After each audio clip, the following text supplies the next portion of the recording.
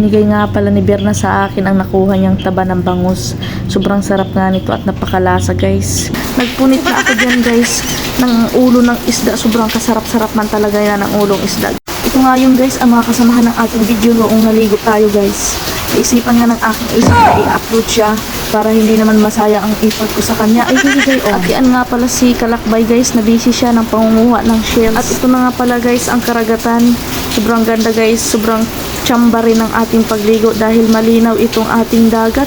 Ay sige, sa inyo na yan. At syempre dito banda guys, fast forward na tayo guys dahil lalamo na tayo sa ating mga handang baon.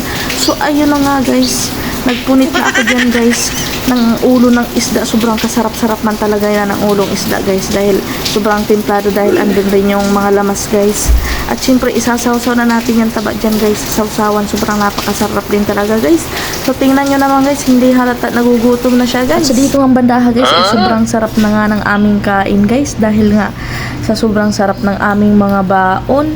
Simple man ito guys pero sobrang sarap. At ito na nga ay nakisali na rin si Berna sa aking video dahil gusto niya raw makita ang mukha niyang napakapugi. Ay hindi guys. At dito nga ay feel ko na sa amin lang din kami sa Masbate dahil sobrang napakasarap nga ng aming kinain.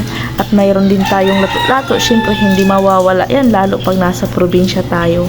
Dahil nga naitupad ang aking kahilingan na mag-iihaw ng isdang bangos at saka isdang tilapia.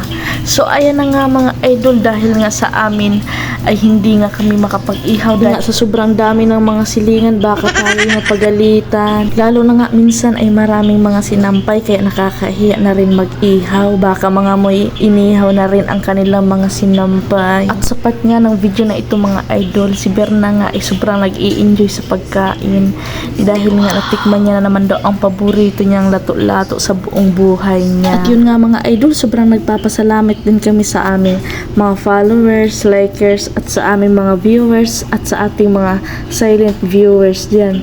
Sobrang salamat sa inyo dahil sinamahan nyo pa rin kami sa aming bagong account. At minsan nga mga idol, pag naalala ko nga pala yung dati naming account ay minsan nalulungkot na rin ako dahil nga grabe rin yung mga puyat na pinagdaanan ko doon para lang maka 2.8k followers na tayo doon guys. So yun nga mga idol, kalimutan ko na nga lang siguro yun para nga makapagsimula na ulit. Paano nga rin ba makapagsimula ulit? Kung patuloy ko pa rin babalikan ang nakaraang wala na. Abay parang hugot yun. Hindi gayon mga idol. Patulo rin yung luha ko dun mga idol bago ko napakawalan ang account na yun. At yun nga guys, kalimutan na lang natin yung nakaraan natin. Huwag na natin balikan. Ay hindi gayon, parang hugot na talaga yun. At ito na nga guys, binigay nga pala ni Berna sa akin ang nakuha niyang taba ng bangus. Sobrang sarap nga nito at napakalasa guys. Binigay niya na lang sa akin dahil alam niya na yung mangyayari. Tatamaan na siya sa akin. So hanggang dito na lang guys ang aming video. Maraming salamat. Bye bye.